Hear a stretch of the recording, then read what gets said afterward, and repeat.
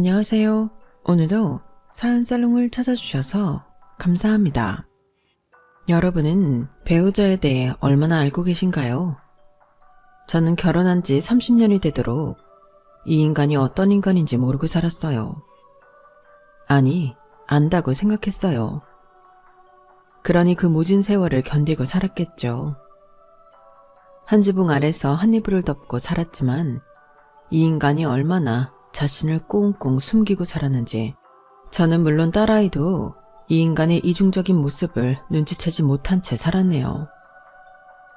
결혼 30주년 기념일에 고작 10,000원짜리 팬티 3장 던져주는 남편이지만 그래도 우리 가족을 위해 헌신하고 사는 사람이라서 서운한 마음보다는 감사한 마음이 더 컸어요. 그런데 그런 제 가슴에 비수를 꼽을 줄 누가 알았겠어요. 사연을 적으려니 또다시 감정이 복받쳐 오르지만 최대한 감정을 추스르고 적어볼게요.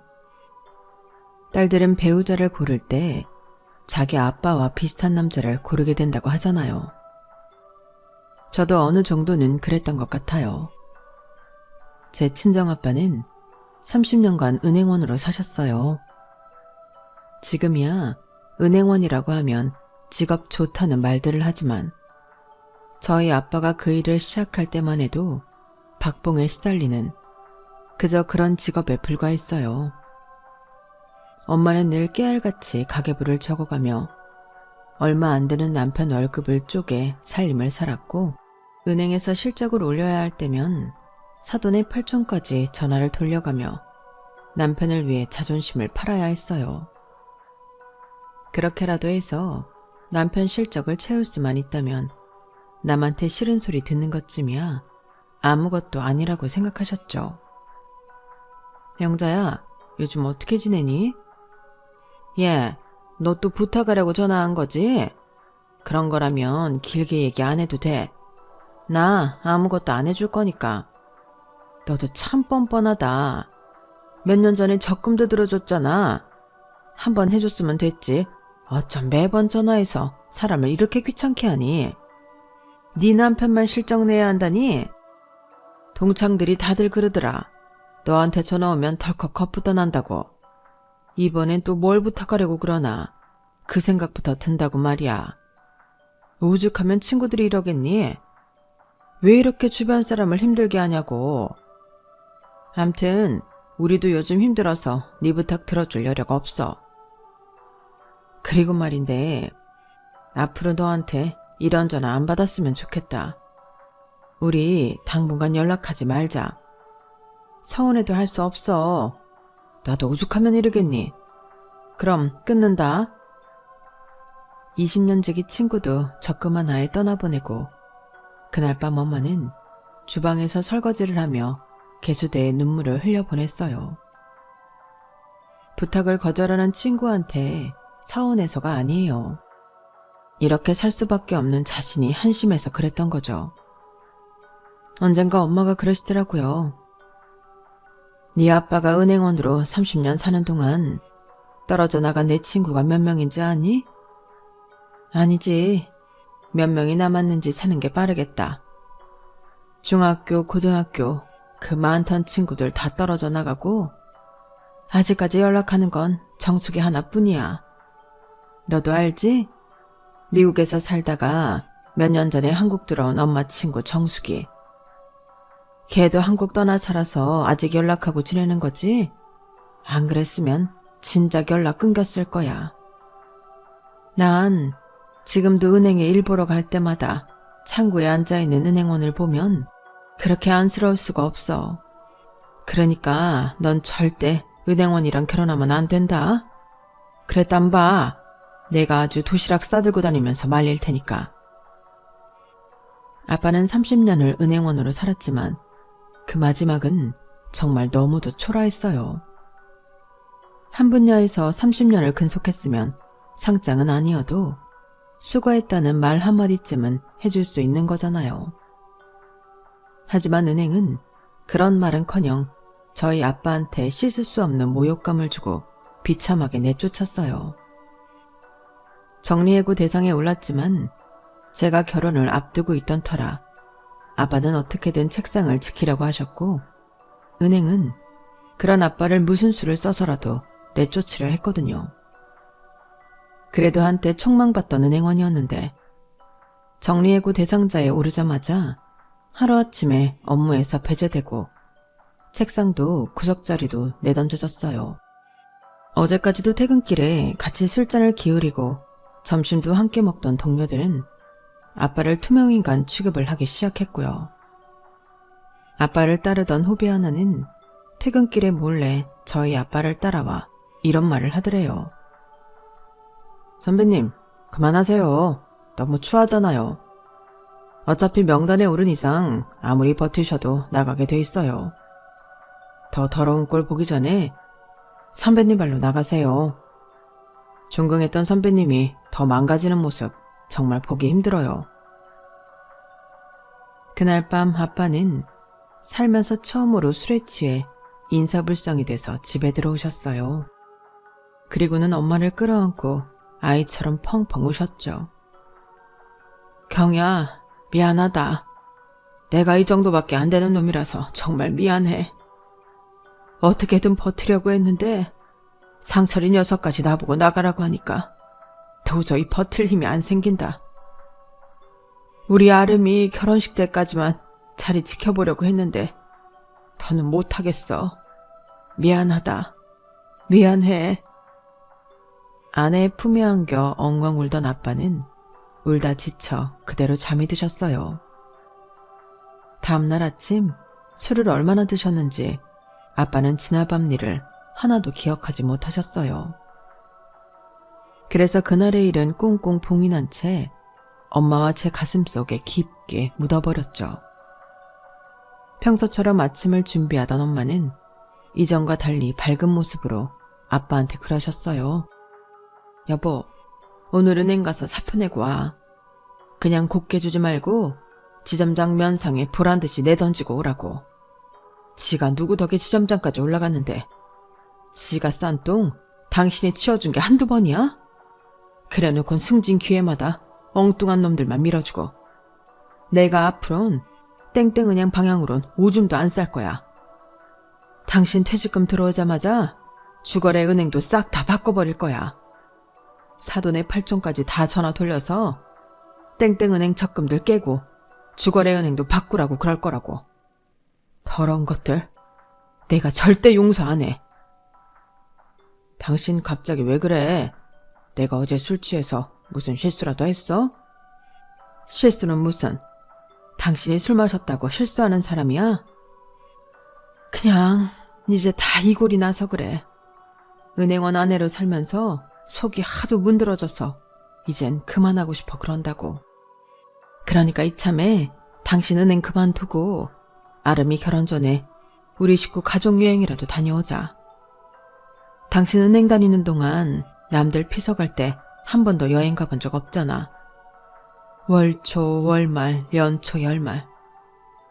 이제 그런 걱정 없이 우리도 남들 쉴 때 쉬고 놀 때 놀면서 사람답게 살아보자고. 30년 죽어라 이랬으면 당신 그럴 자격 충분해. 다른 사람이 인정 안 해도 내가 인정해. 당신 정말 열심히 살았어. 내 남편이지만 정말 장하고 존경해. 결국 엄마는 참았던 눈물을 쏟았어요. 35년을 부부로 살아온 부모님은 그렇게 서로를 위로하며 위기의 순간에 부부애를 과시했어요. 인생의 동반자이자 세상의 유일한 내 편. 그게 바로 부부라고 말하듯이 말이죠.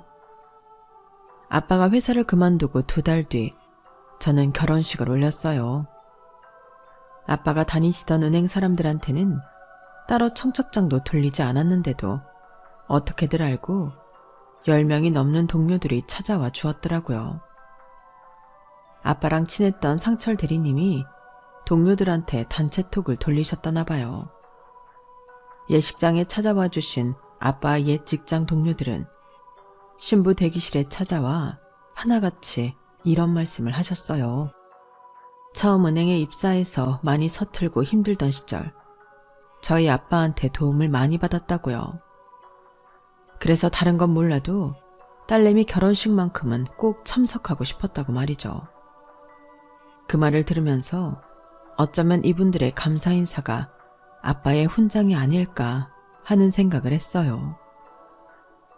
결혼식이 끝나고 아빠한테 이 얘기를 전해드렸더니 그래도 30년간의 은행원 생활이 헛되진 않은 것 같다시며 모처럼 환하게 웃으셨어요. 제가 남편을 선택한 이유는 바로 우리 아빠랑 닮은 구석이 많기 때문이었어요. 솔직히 융통성은 좀 떨어지고 인물도 그리 뛰어나지 않지만 뚝심도 있고 자기 일에 최선을 다하는 성실한 사람이었거든요.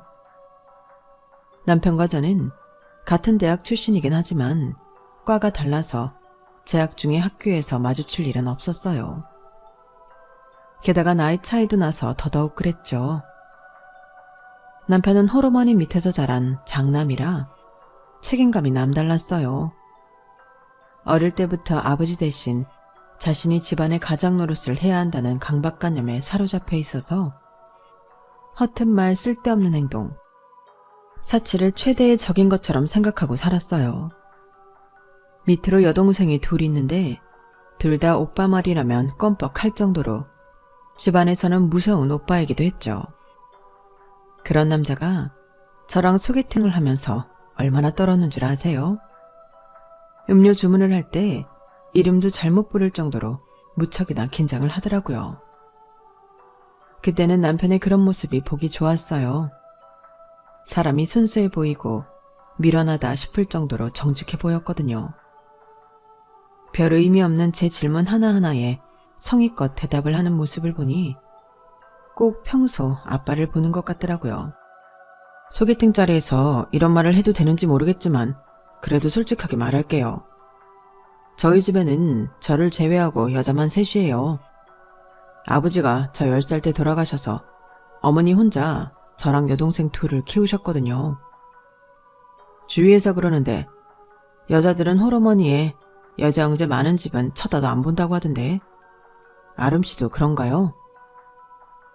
솔직히 평소 그런 생각을 해본 적도 없어서 선뜻 대답을 할 수 없었어요. 그런데 저의 그런 행동을 남편이 오해했던 모양이에요. 역시 그런가 보네요. 그럼 우리 차 마시고 바로 일어나요. 먼저 말하길 잘한 것 같네요. 그게 아니라 저는 지금까지 살면서 한 번도 그런 생각을 해본 적이 없어요.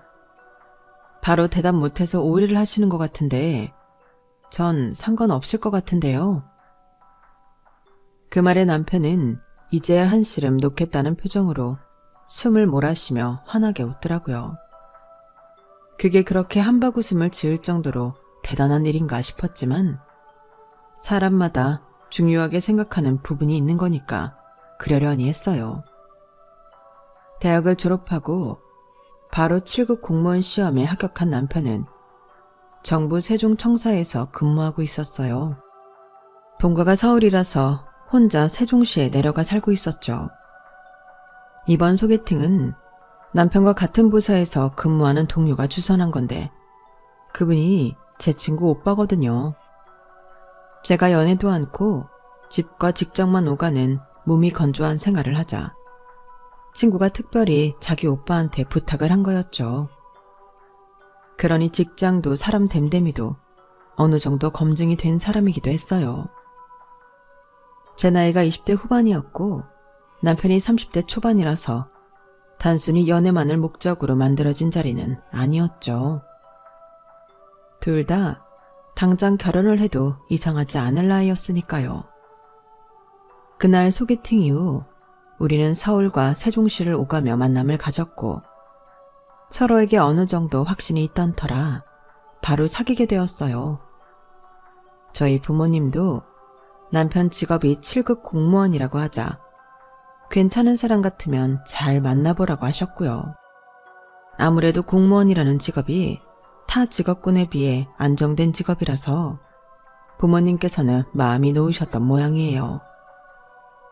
사귀기 시작하고 얼마 안 됐을 무렵 남편은 굳이 저희 집에 인사를 오겠다고 하더라고요. 어?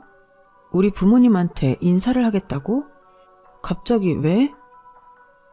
이제 정식으로 사귀기로 했는데 양가 부모님께 인사는 해야지. 그래야 부모님도 안심하실 거 아니야. 왜? 부모님께 나 소개하기 싫어? 그런 게 아니라 괜히 앞서 나가실까봐 걱정돼서 그렇지. 우리 아빠 자기만큼이나 융통성 없고 진지한 사람이란 말이야.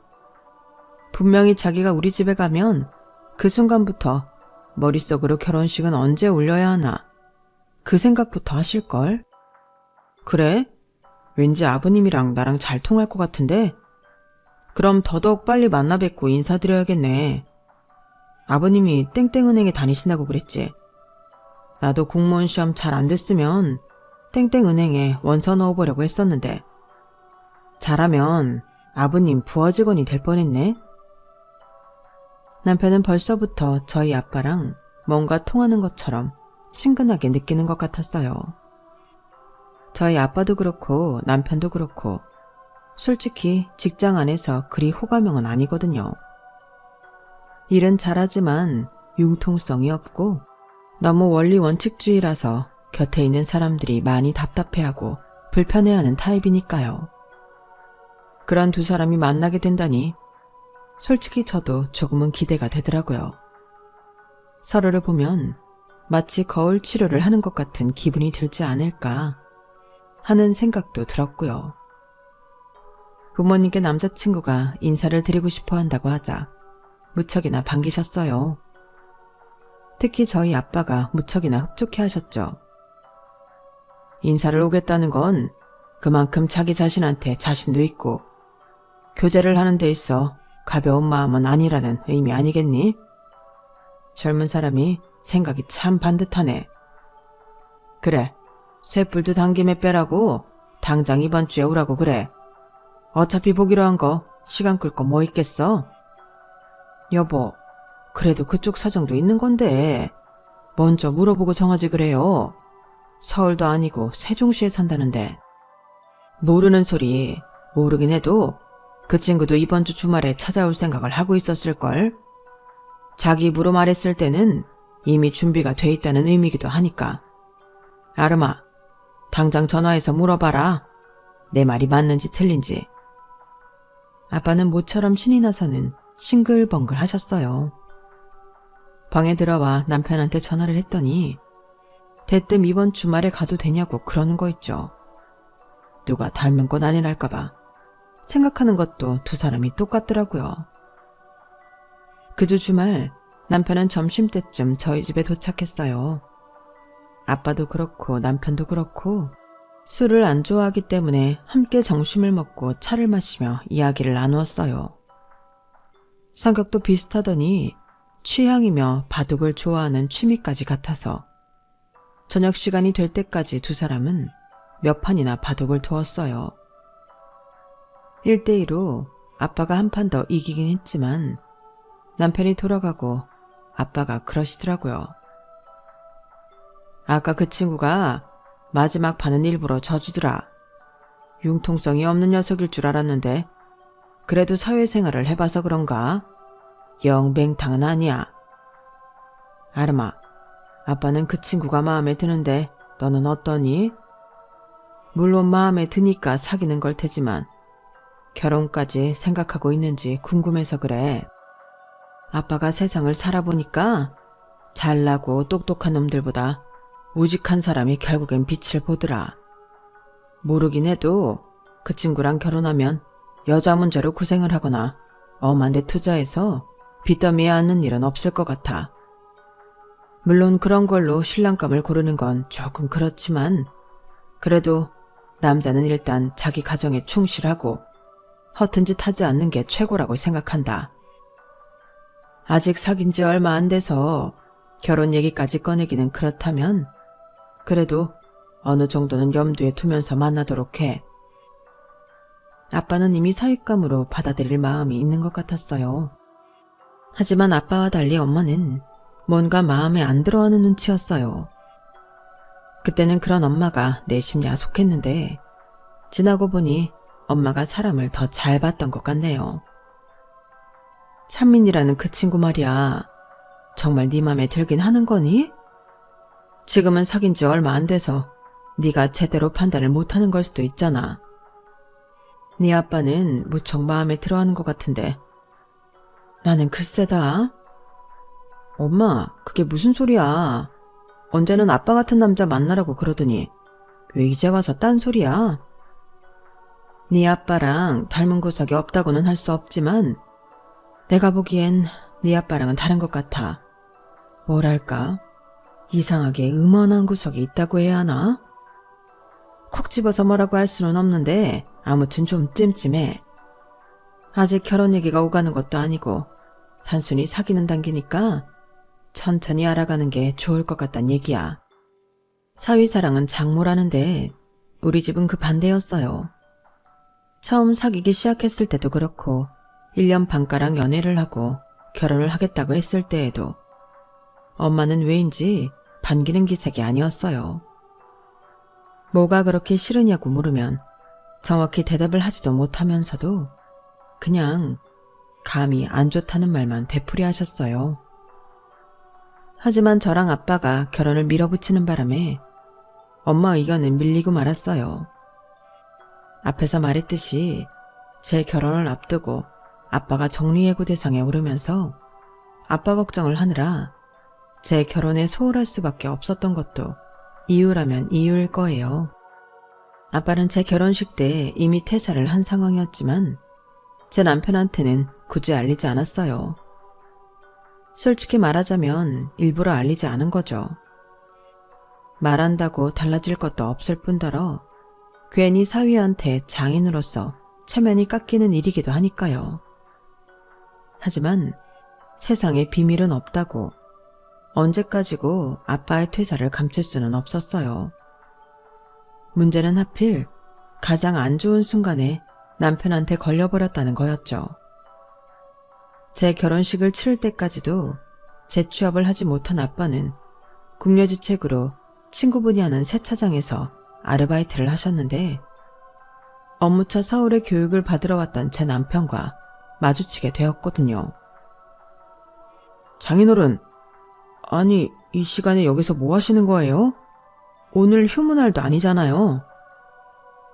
생각지 못한 곳에서 사위와 마주친 아빠는 둘러댈 겨를도 없이 낭패감이 표정에 그대로 드러나 버렸어요. 천성 자체가 거짓말을 못하는 아빠였기에 결국 사위한테 퇴사 사실을 고백하고 말았죠. 그날 집에 돌아온 남편은 제게 그러더군요. 당신 장인어른 퇴사하신 거 나한테 왜 말 안 했어? 난 그런 줄도 모르고 장인어른 계신 지점으로 대출 신청하러 갈 뻔했잖아. 도대체 언제 퇴사하신 거야? 설마 쫓겨난 건 아니지? 내가 장인어른한테 직접 물어볼까 하다가 아무래도 대답하기 곤란하실까봐 당신한테 묻는 거야. 명태야? 아니면 정리해고? 아빠가 정리해고 당한 게 아빠 잘못은 아니었는데도 남편의 그 물음에 마치 죄짓다 들킨 사람처럼 심장이 쿵쾅거리고 입술이 말랐어요. 어차피 알게 된 거 더는 묻지 말아줬으면 했지만 남편은 제가 진실을 말할 때까지 물러설 기미를 보이지 않았어요. 결국 제 입으로 아빠의 정리해고 사실을 이실직고 하게 되었죠. 그러자 남편은 충격을 받았는지 아무 말도 않더라고요. 그리고 며칠 뒤 남편은 저도 모르게 서울로 올라가 저희 아빠를 만나고 왔어요. 그 사실은 한 달쯤 뒤 엄마를 통해 전해 들어서 알 수 있었죠. 아름아, 내가 김서방을 오해했었나 보다. 너도 알지? 아빠가 지난달부터 새로 일 시작한 거. 글쎄, 그게 김서방이 소개해준 곳이라는구나. 네 아빠가 이번에 첫 월급 받으면서 김서방한테 선물이라도 해야겠다면서 그 얘기를 하지 뭐니. 진작 말했으면 나라도 인사치레 했을 텐데 말이다. 그래서 말인데 언제 김서방이랑 집에 좀 들러. 그동안 못한 장모 노릇 이번에 확실히 해줄 테니까. 엄마한테 그 얘기를 전해 듣기 전까진 그런 사실을 까맣게 모르고 있던 저는 엄마만큼이나 놀랐어요. 사실 남편이 저희 아빠 퇴사 사유를 물을 때만 해도 기분이 좋지 않았거든요. 마치 취조당하는 기분이 들었으니까요. 그런데 그렇게 집요하게 몰아댄 이유가 아빠 재취업에 도움을 주려고 그랬던 거라는 걸 알게 되자 되려 미안해졌어요. 그래서 그날 퇴근길에 평소엔 비싸서 잘 못 사먹는 2플러스 한우를 사들고 집으로 갔어요. 오랜만에 남편 몸보신이라도 시켜줄 요량으로요. 그런데 아름아, 너 왜 이러니? 우리가 지금 한우로 기분 낼 형편이야? 아파트 대출금 갚으랴, 청약 부으랴, 매달 들어갈 돈이 한두 푼이 아닌데 왜 이렇게 정신을 못 차려? 장인어른 취직시켜드린 일로 이러는 거라면 나 이런 거 안 받아도 돼. 뭐 바라고 한 일 아니니까. 알았어. 다시는 안 그럴게. 그래도 기왕 사온 거니까 오늘은 맛있게 먹자. 이거 생활비에서 산 거 아니고 내가 번 부수입으로 산 거란 말이야. 그러니까 화는 그만 내세요. 그간 남편한테는 말은 안 했지만 아빠가 실직을 하신 이후 저는 퇴근 후에 투잡을 뛰었어요. 사실 거창하게 투잡이라고 할 것도 없는 간단한 문서 작업 일이었지만 그래도 직업 외에 수입을 창출하는 일이니까 투잡은 투잡인 셈이었어요. 그날 이후 저는 제 남편을 달리 보게 되었어요. 이전에도 제게 있어 남편은 생활력 강하고 믿음직스럽고 성실한 남편이었지만 그 이후에는 속도 깊고 누구보다 고마운 사람이란 인식까지 가지게 되었거든요. 그래서 저를 곱게 봐주지 않는 얄미운 시어머니와 시누이들한테도 어떻게든 다가가려고 노력하게 되었어요. 남편이 내 부모한테 헌신적으로 하는 만큼 저도 그래야겠다는 생각이 들었거든요. 하지만 이런 결심을 매번 수포로 돌아가게 할 만큼 저희 시댁 식구들은 저희 부부한테 골칫거리였어요.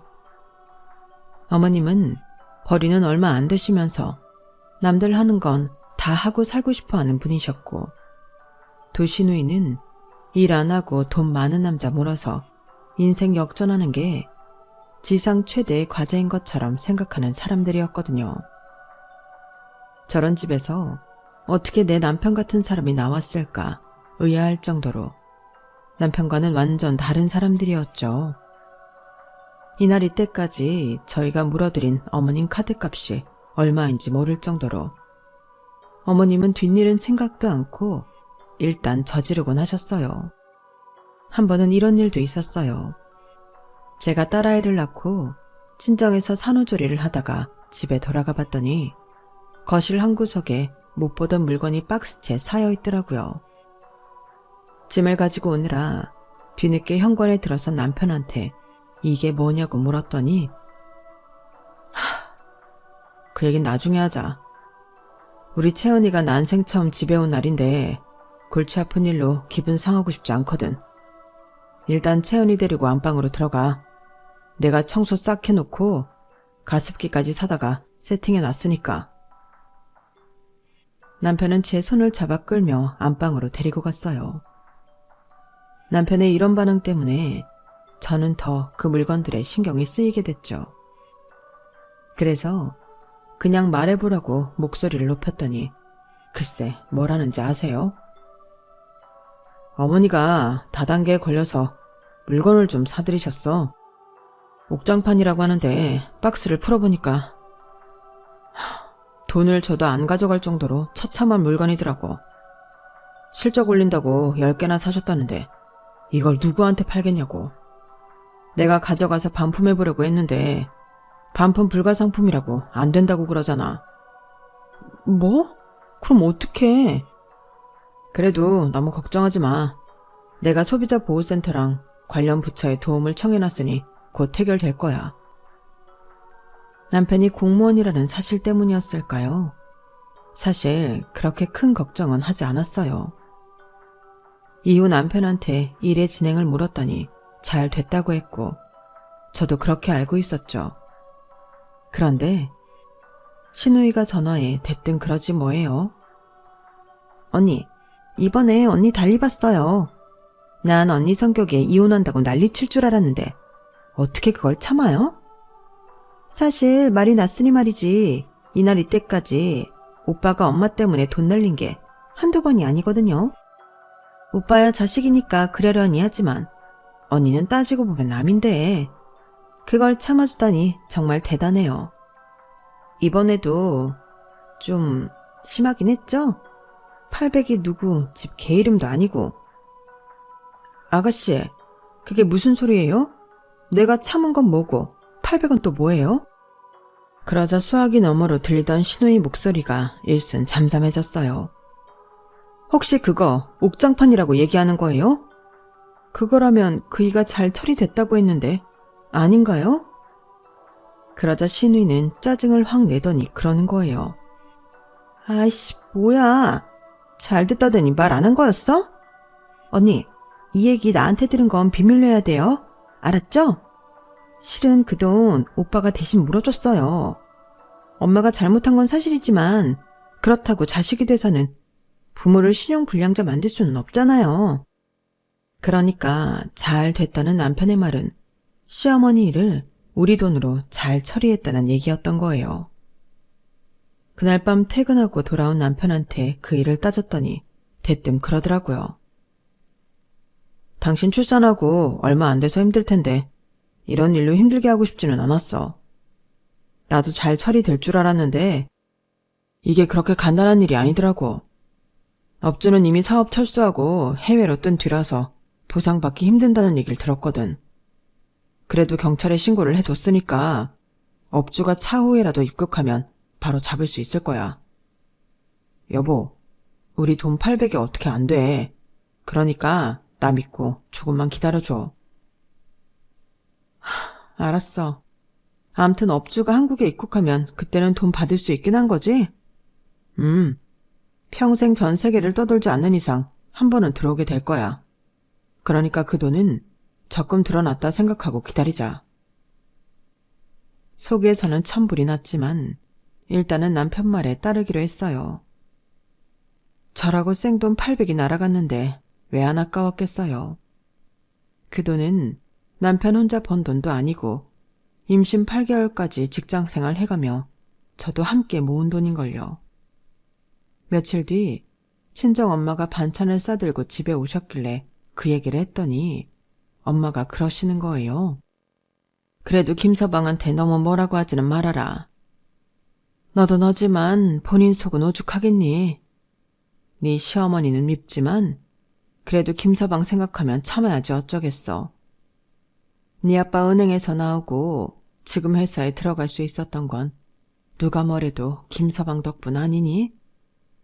그 덕에 너도 우리 걱정 안 하고 살 수 있는 거고. 일단 김서방 말대로 돈 묻어뒀다 생각하고 잊어. 그게 편해. 내 편을 들어줄 줄 알았던 엄마는 의외로 제 남편 마음부터 헤아리려 하셨어요. 아빠가 사위 덕에 재취업을 하신 뒤로는 늘 이런 식이었죠. 그래도 엄마 말이 틀린 것 같지 않아서 저도 그 일은 마음에서 접으려고 했어요. 30년을 남편과 살아오면서 크고 작은 일들이 얼마나 많았겠어요. 특히 저희 시어머니는 돌아가시는 그날까지도 우리 부부 속을 엄청 썩이셨어요. 잊을만 하면 돈 사고를 치셨거든요. 지인들과 함께 개를 들면 갯돈을 뜯기고 새로운 일을 시작하면 어김없이 다단계나 사기에 연루된 일이고 남자를 만나면 하나같이 꽃뱀에 가까운 놈들이니 따지고 보면 어머님 인생도 어떤 면에선 참 기고했어요. 어머님만 사고를 치면 그래도 낫겠는데 두 시누이는 또 얼마나 우리 속을 썩였게요. 큰 시누는 보는 눈이 없는 건지 매번 이상한 놈들만 만나서 야밤에 연락받고 경찰서로 달려간 게 한두 번이 아니었어요. 그러다 30을 앞두고 결혼을 했는데 반년도 못 살아 사니 못 사니 난리를 치다가 결국 1년도 안 돼서 이혼을 하게 되었죠. 그 후로도 남자 문제로 시끄러웠는데 지금은 재혼해서 베트남 호치민에서 살고 있어요. 작은 시누이는 그나마 속을 덜 썩인 축에 속해요. 자기 언니처럼 남자 문제로 힘들게 하지도 않았고 어머님처럼 돈 문제로 우리를 괴롭히지도 않았으니까요. 다만 성격이 어두워서 사람들과 잘 사귀지 못하고 늘 혼자 지낸다는 게 문제였죠. 그러다 보니 취직할 때도 얼마나 힘들었나 몰라요. 다행히 작은 회사에 격리로 들어가서 자기 밥벌이는 하고 사니 다행이긴 했죠. 30년이란 시간이 흐르는 동안 남편은 정말 한결같이 가정에 충실하고 든든한 가장이자 아빠로 살았어요. 제 친정 아빠가 세상을 떠나셨을 때도 남편은 상주 노릇을 해주었고 저희 엄마가 요양원에 들어갈 때도 남편이 저를 대신해 모든 수속을 다 밟아주었어요. 그래서 조금도 의심을 하지 않았어요. 내 남편의 본 모습에 대해서는요. 남편과 살면서 특별히 기념일을 챙기고 산 적은 없었어요. 그럴 형편도 아니었고 무엇보다 언제 어떤 일이 터질지 모르기 때문에 가급적 덜 필요한 지출은 막아야 했거든요. 그러다 보니 결혼 30주년이 되었어도 큰 기대는 하지 않았어요. 남편 선물로 구두를 준비하긴 했지만 어디까지나 겸사겸사였어요. 구두가 낡아서 사야 했고 마침 결혼 30주년 기념일이 가까워서 날을 맞춰 전해주는 것뿐이었죠. 그러니 남편한테 선물 받을 생각은 애초에 하지도 않았어요. 그런데 그날 퇴근하고 돌아온 남편이 제게 검은 봉지를 건네는 거예요. 그래도 명색이 결혼 30주년인데 그냥 넘어갈 수가 있어야지. 사이즈가 맞나 모르겠네. 남편이 건넨 검은 봉지에는 작은 박스가 들어있었고 그 안에는 팬티 3장이 들어있었어요. 평생 남편한테 선물을 받아본 적이 없어서 그런가 팬티 3장이 뭉클하더라고요.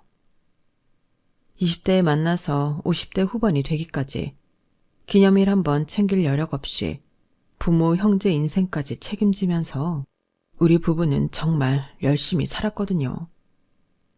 하지만 뭉클함도 잠시 사이즈를 보고는 현실적인 생각이 들더라고요. 사이즈가 저한테 작았거든요.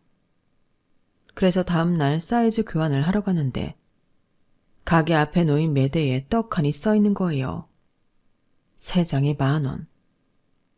사실 가격 따윈 상관없었지만 그래도 제 눈으로 남편이 준 선물이 떨이 상품이라는 걸 확인하고 나니 기분이 좋지만은 않았어요. 그래도 어쩌겠어요. 딸아이 결혼도 있고 앞으로 돈 들어갈 일이 한둘이 아닌데 이 정도도 감지덕지했죠. 그런데 얼마 뒤 남편이 그러는 거예요. 자식 결혼에 왜 부모가 돈을 내줘야 돼? 이제 부모로부터 독립할 나이도 됐으니 혼수는 채은이 돈으로 하라고 해. 난 딸 자식이라도 결혼하는데 돈 대줄 생각도 없고 해줄 돈도 없어. 우리 사정 뻔히 알면서 당신 왜 그래? 아무리 짠돌이 남편이라고 해도 자식 결혼에 돈 한 푼 못 주겠다고 버틸지는 몰랐어요. 그 일로 한동안 남편이랑 실랑이를 했지만 결과는 변하지 않았어요. 그런데 그 일이 있고 얼마 뒤 사단이 난 거예요. 저희 집엔 남편이 사용하는 작은 방이 하나 있는데 평소 잠궈져 있던 서랍이 그날은 열려 있더라고요. 안 그래도 이 안에 뭐가 있길래 이렇게 꽁꽁 싸매놓은 건가 궁금하던 차에 서랍 속을 뒤져보았죠. 그랬더니 같은 이름으로 온 회사 우편물이 쌓여 있더라고요. 개인 창고를 대여해주는 회사였어요. 우편물에는 창고 임대 만료 및 연장에 대한 내용이 적혀 있더라고요. 남편은 10년 가까이 이 회사 소유의 개인 창고를 임대에 쓰고 있었어요. 다행히 카드키도 함께 있길래 주소지에 적힌 창고로 가보았죠. 창고라고 해서 물류창고처럼 큰 창고인 줄 알았는데 가보니 한두 평 남짓한 작은 방 같은 거더라고요. 카드키를 찍고 문을 열었는데 세상에 모 아이돌 굿즈가 방 안 가득 전시돼 있지 뭐예요. 야광봉은 물론이고 컵, 텀블러, 수건, 캐릭터가 그려진 각종 물건들이 빼곡했어요. 어찌나 정리를 깔끔하게 해두었는지 전시장에 온 착각을 할 정도였죠. 100원짜리 동전도 허투루 쓰는 일이 없는 남편인지라 이걸 돈 주고 샀다는 게 믿어지지 않았어요. 순간 이걸 사는데 얼마가 들었는지 궁금했어요. 그래서 방 안 사진을 찍어서 인터넷에 올려봤더니 대다수의 사람들이 말하길 저 정도 모을 정도면 1억은 좋게 넘을 거라고 하더군요. 고작 이런 자질구레한 게 1억? 그 말을 들으니 속이 부글부글 거리더라고요. 확실한 건 남편한테 직접 물어봐야겠다 싶어서 그날 밤 남편한테 창구 카드키와 창구한 사진을 들이밀었더니 남편이 불같이 화를 내는 거 있죠. 야, 네가 거길 왜 들어가? 가서 물건에 손댄 거야? 뭐 만졌어? 내가 얼마나 아끼는 건데 그걸 건드려? 지금까지 남편의 그런 모습은 본 적 없었기에 저는 입을 떡 벌린 채 남편을 바라보기만 했어요. 그러다 정신이 들어 쏘아붙였죠. 지금 그게 중요해? 딸 결혼했을 돈은 없다면서 이런 애들 장난했을 돈은 있었나 보지? 사람들이 그러더라. 이 정도 모으려면 1억은 좋게 들었을 거라고. 설마 당신이 그런 돈을 여기에 쓴 건 아니지? 그러자 남편은 잠시 머뭇대더니 말했어요. 참, 뭣도 모르는 것들. 1억? 그 돈으로 이걸 어떻게 모아? 한정판 굿즈는 경매까지 받아서 산 거라 가격이 얼만데. 하여간에 시세를 몰라요. 그리고 당신, 애들 장난이라고 했어? 이것도 따지고 보면 나름의 투자야. 팬들 사이에선 이런 굿즈 하나하나가 얼마나 귀한 건지 알아? 내가 모은 것 중 몇몇은 지금이라도 당근에 내놓으면 곱절을 주고 사겠다는 사람도 널렸다고. 아니, 비단 가격이 문제가 아니야. 암흑 같은 내 인생을 밝혀준 애들이라니까. 그러니까 이건 단순히 굿즈가 아니라 내 인생의 은인이나 마찬가지야. 잘 알지도 못하면서 천박하게 돈으로 따질 생각만 하다니. 이래서 당신은 안 되는 거야. 완전 반 미친 사람처럼 떠들어대는데 이 사람이 아는, 내가 아는 그 짠돌이 남편이 맞나 싶었어요. 결국 그날 남편을 통해 그간의 지출 내역을 들을 수 있었고 그 금액은 제가 생각했던 것 이상이었어요. 굿즈를 비롯해 아이돌한테 선물한 조금 금액까지 합하면 총 금액이 1억이 훌쩍 넘었거든요. 그런데 웃긴 건 그 다음이었어요. 말이 났으니 말인데 채은이 결혼식 말이야. 어쩌면 나는 참석 못할지도 모르겠어. 그때 방콕에서 콘서트가 열릴지 모른다는 얘기가 있어서 말이야. 컴백 무대라서 이번만큼은 꼭 가야 돼. 지금 해체 얘기도 있어서 마지막 콘서트가 될지 모른다고. 뭐? 이 인간이 미쳤나? 지금 딸 자식 결혼식에 빠지고 아이돌 콘서트 가겠다는 거야? 당신 제정신이야? 당신 내가 아는 김찬민 맞아? 100원짜리 동전 안에 벌벌 떤던 그 사람 맞냐고. 여보, 제발 정신 좀 차려. 나 멀쩡해. 그리고 지금까지 당신이 나를 어떻게 봐왔는지 모르겠지만 난 처음부터 지금의 내 모습이었어. 효자 아들 같은 사위, 가정밖에 모르는 남편이자 아빠. 그건 다 당신이 만들어낸 허상이라고. 날 마음에 안 들어하던 장모님이 장인 취업 도와주니까 나를 아들아들 하셨잖아. 솔직히 난 그것도 마음에 안 들었어. 내가 왜 자기 아들이야? 난 그저 장인이 실업자가 되면 우리 함께 기댈까봐 그게 두려워서 자리를 알아봐준 것뿐이라고. 애초에 내 부모한테도 일말에 정이 없는 내가 장인 장모 생각을 하겠어? 어림도 없지. 인생은 독고다이야. 나 외엔 아무도 믿을 필요 없고 유의할 필요도 없는 거라고. 그러니까 당신도 똑똑히 알아둬. 앞으로도 나한테 기댈 생각 말고 스스로 살아갈 생각하라고. 난 퇴직하면 그날로 내 인생 찾아 떠날 거니까. 당신은 당신 인생 살아. 지금까지 나 할 만큼 하고 살았잖아. 더는 내 부모 형제며 당신이랑 딸 자식 때문에 시살리며 살고 싶지 않아. 퇴직하면 매달 나오는 연금으로 내가 좋아하는 아이돌 덕질도 실컷 하고 먹고 싶을 때 먹고 자고 싶을 때 자면서 내 마음대로 살 거라고. 그러면서 남편은 퇴직 후 자신이 받을 연금에 내 몫은 없는 거라며 저는 저보고 알아서 살아가라고 했어요. 결혼 30년 만에 알게 된 남편의 진심 앞에서 저는 망연자실할 수밖에 없었어요. 그동안 자기 가족들 뒷바라지하고 살 땐 가족은 공동체라고 떠들던 인간이 자기 연금은 자기 몫이라고 못 박는 거 보니까 정남이가 떨어지더라고요. 그래서 이혼을 결심하게 되었어요. 나는 나, 너는 너라고 생각하는 인간과 더 살아봐야 좋을 게 없을 것 같았거든요. 결국 딸아이 결혼식도 올리기 전에 이혼 소송부터 시작한 저는 6개월가량 이어진 소송 끝에 재산 분할과 약간의 위자료, 그리고 앞으로 받게 될 남편의 공무원 연금 중 반을 받게 되었어요. 당연히 남편은 안 된다고 길길이 날뛰었죠. 자기가 이래서 받게 되는 연금인데 왜 저한테 반이나 줘야 하냐고요.